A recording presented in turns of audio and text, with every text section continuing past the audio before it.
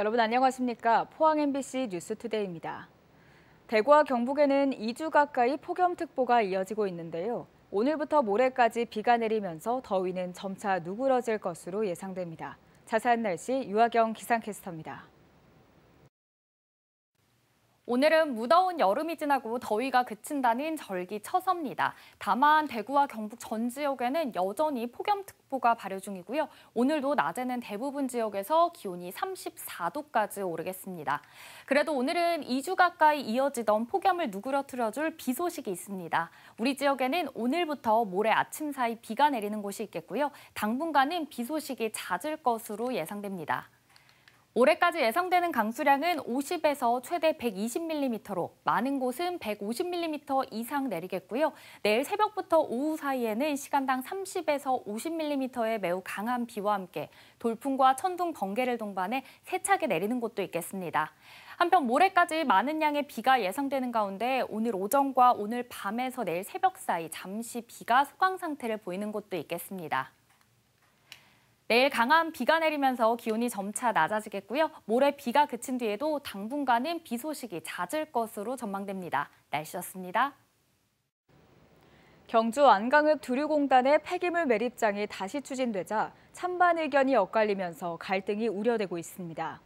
경주시는 대규모로 주민 의견을 받고 환경 영향평가 등의 절차를 거쳐 폐기물 매립장 승인 여부를 결정한다는 입장입니다. 임재국 기자입니다. 경주시 안강읍 두류공단입니다. 60여 개 기업이 입주하고 있고 매년 악취 등 각종 환경 민원이 끊이지 않는 곳입니다. 이곳의 매립 면적 5만 9천여 제곱미터 규모의 폐기물 매립장 건설이 추진됩니다. 지난 2021년 주민들의 반대에 부딪혀 사업을 자진 철회했던 업체가 다시 추진하는 것입니다. 폐기물 매립장 재추진이 알려지면서 지역에선 찬반 논란이 이어지고 있습니다. 반대 주민들은 경상북도로부터 악취 관리지구로 지정된 두류공단에 또다시 폐기물 매립장이 들어서면 각종 환경 피해가 커진다며 강하게 반발하고 있습니다. 또다시 저런 악취를 많이 발생하고 지하수 오염시키고 하는 이런 혐오 시설들이 또 조그만 규모도 아니고 저렇게 큰 규모가 들어온다 그러면 안강읍민들 전체가 용납할 수가 없는 그런 상황이기 때문에 반면 지역 경제가 심각한 위기 상태여서 절차상 문제가 없다면 기업 유치가 필요하다는 주장도 나오고 있습니다. 최첨단 시설로 매립장이 들어온다 하니까 거기다가 매립장이 유치가 되면서 안강읍에다가 해마다 5억씩 지역 발전 기금으로 기부를 하고 또 이렇게 한다니까 굳이 저는 반대할 이유가 없다고 생각합니다. 경주시는 3년 전과 달리 폐기물 매립장 추진에 따른 주민 갈등을 줄이기 위해 안강 지역 70여 개 단체로부터 의견을 받고 있습니다. 또 환경청과 소규모 환경 영향평가 협의에 들어갔고 기술 검토도 시작했습니다. 그래서 앞으로 환경청과 전문 기관인 한국환경공단 이런 곳에 최종 검토 의견을 받고 그리고 또 관련 부서에 법적 검토를 거친 후에 종합적으로 검토를 해서 결정을 할 계획입니다. 매년 환경 민원이 반복되는 두류공단에 폐기물 매립장이 다시 추진되면서 경주시가 어떤 결론을 내릴지 지역의 관심이 높아지고 있습니다. MBC 뉴스 임재국입니다. 경북 지역 시민노동정단단체로 구성된 기후정의 경북행동이 어제 경북도청 앞에서 출범식을 갖고 일본의 방사성 오염수 해양 투기를 저지하기 위한 공동행동에 나서기로 했습니다. 기후정의 경북행동은 경북은 핵 오염수 투기에 직접적인 영향을 받는 동해안과 핵 발전단지가 집중돼 있는 곳이라고 강조하고 정부가 국민의 안전을 외면하고 핵 확산 등 환경 파괴 정책에 동조하고 있다고 규탄했습니다.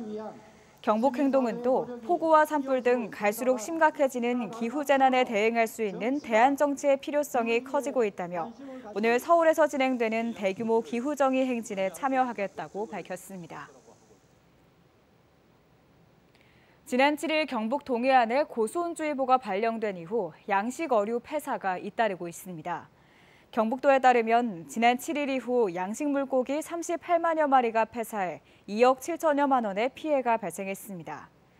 지역별로는 포항이 21만 마리, 영덕 13만 마리, 울진 4만 5천 마리로 대부분 냉수성 어종인 강도다리의 피해가 컸습니다.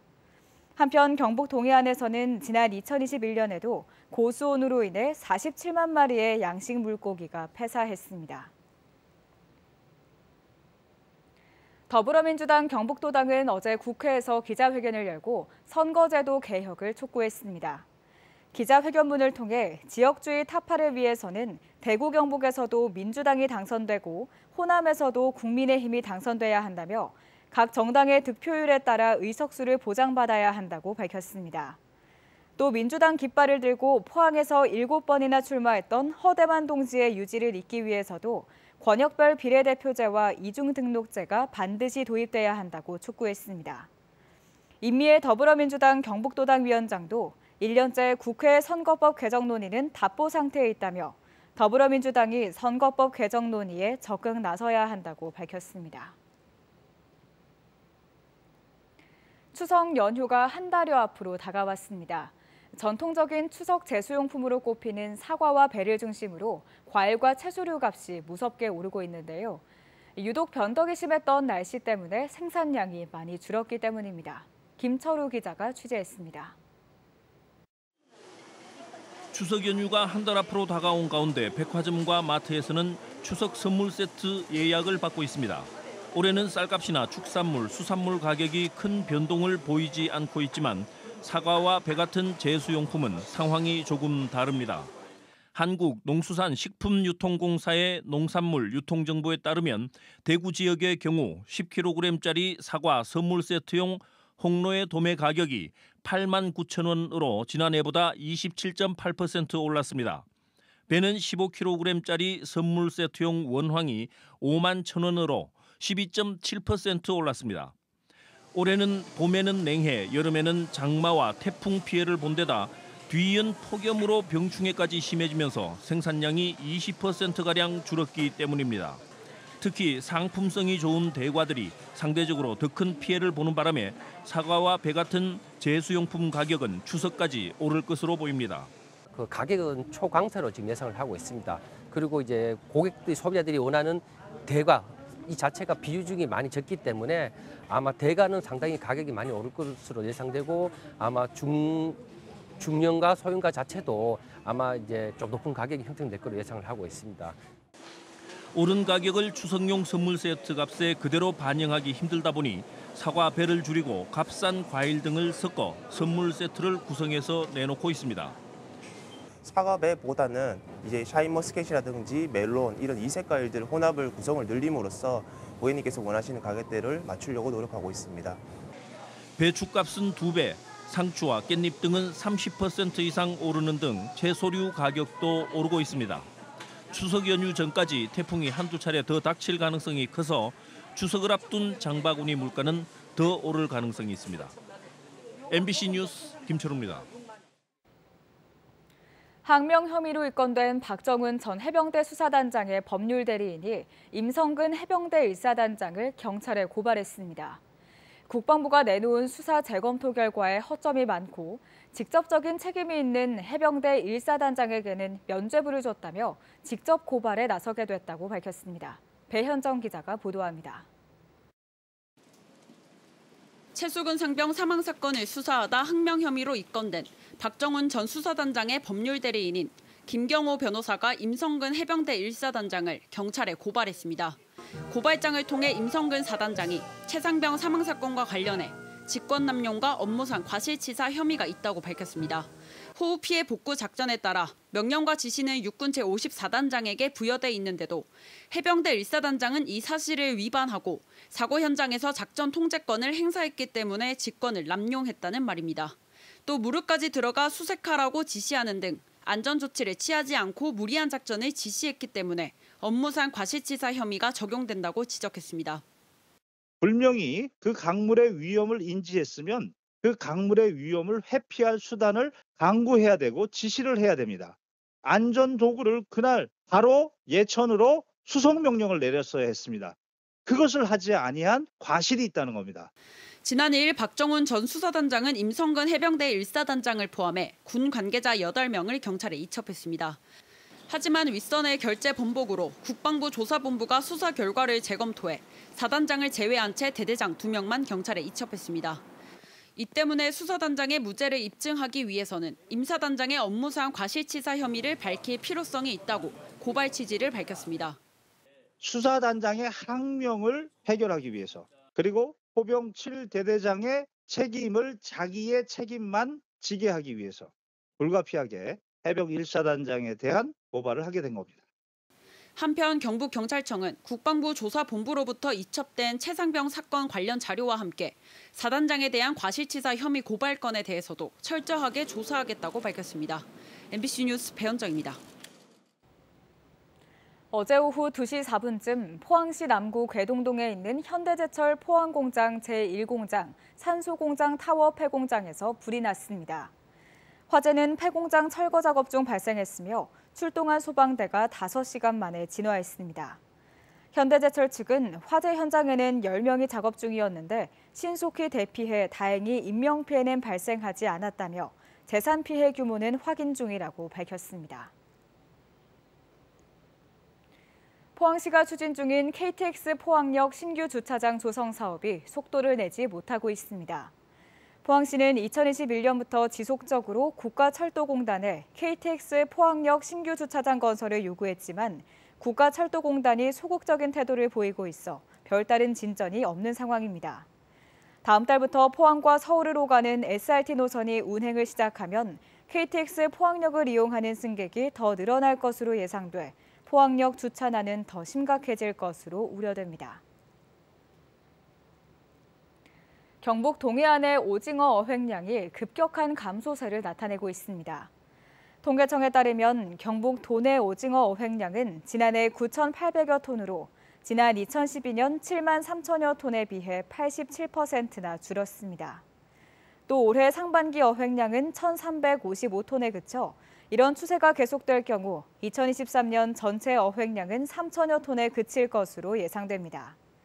중국 어선의 남획과 대형 트롤 어선의 불법 조업, 기후변화까지 겹치면서 오징어 자원 감소에 따른 경북 동해안 어민들의 경영난이 갈수록 심화되고 있습니다. 경북문화관광공사는 지역관광 경기 활성화를 위해서 경북 동해안 오선지 5개 시군 일주일 살기에 참여할 참가자를 모집합니다. 만 19세 이상 누구나 신청 가능하며 포항, 경주, 영덕, 울진, 울릉에서 여행 경비를 지원받아 최대 6박 7일까지 개별 자유여행을 할 수 있습니다. 참가자들은 숙박비와 체험비로 최대 27만 원을 지원받고 자신이 체험한 여행을 바탕으로 관광지 소개나 감상을 개인 SNS에 게재하면 됩니다. 6년 만에 공습 대비 민방위 훈련이 재개되면서 오늘 포항에서도 오후 2시부터 민방위 훈련이 열립니다. 공습 경보가 발령되면 시민들은 가까운 민방위 대피소나 지하 공간으로 대피해야 하고 오후 2시부터 15분간 일부 구간에서는 차량 통제를 실시합니다. 포항 지역 차량 통제 지역은 남구 고속터미널 사거리와 북구 장량교차로에서 두산 이브 사거리 구간으로 운행 중인 차량은 도로 오른쪽에 정차 후 대기해야 합니다. 질병관리청은 6살 이하 영유아에게 감기 증상과 유행성 각결막염, 설사 등을 유발하는 아데노바이러스 감염증이 크게 유행하고 있다고 밝혔습니다. 질병관리청의 표본 감시 결과 7월 셋째 주 3.7% 수준이었던 아데노바이러스 감염증 환자가 최근 28.5%까지 급격히 증가했고 아데노바이러스 감염증 입원 환자도 지난해 같은 시기보다 10배 이상 증가했다고 밝혔습니다. 특히 6살 이하 영유아가 아데노바이러스 감염증 입원 환자의 89%를 차지할 만큼 높은 비율을 차지하고 있습니다. 정부가 지난해산 공공비축용 산물벼 5만 톤을 방출하기로 결정한 데 대해서 전국 쌀 생산자 협회와 전농이 성명을 내고 쌀값 하락이 우려된다며 방출 중단을 촉구했습니다. 이들은 정부가 원료곡 부족을 이유로 산물벼 방출을 결정했지만 부족한 원료곡은 이달부터 시작된 조생종 햅쌀로 충당하면 된다고 지적했습니다. 지난 15일 기준 전국 평균 산지 쌀값은 80kg에 평균 19만 6,100원으로 정부가 약속한 20만 원에 아직 못 미치고 있습니다. 임시 운영 중이던 포은 오천도서관이 정식 개관을 앞두고 내일부터 다음 달 19일까지 약 한 달간 휴관합니다.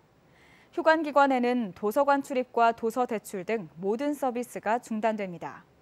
포항시는 휴관 기간에 공간 재배치 및 자료 정리 작업을 진행한 뒤 오는 9월 20일 남구 거점 도서관으로 정식 개관해 운영할 예정입니다. 지난 3월부터 7월까지 대구경찰이 검거한 마약 사범은 494명으로 1년 전 같은 기간보다 73.9%가 늘어난 것으로 나타났습니다. 494명 가운데 구속은 83명으로 1년 전 같은 기간보다 31.7% 늘었습니다.